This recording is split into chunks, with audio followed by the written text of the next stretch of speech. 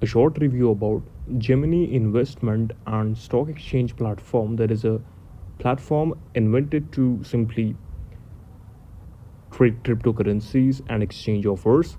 As you can see that Gemini is a big beginner friendly crypto exchange offering 70 plus cryptocurrencies, a limited section of crypto to crypto trading pairs, and an advanced trading platform for sophisticated investors.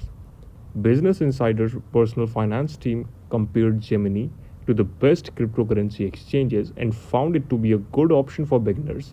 Like, if you're a beginner, if you are not an expert, if you're just starting with cryptocurrency or crypto exchange, you can simply use Gemini for better use of your currency, and then you can learn and then transfer to any expert application for more progress. Now, it is also good for you to be more serious and then get comprehensive knowledge about it, about analytics. Let's discuss the pros and cons of Gemini.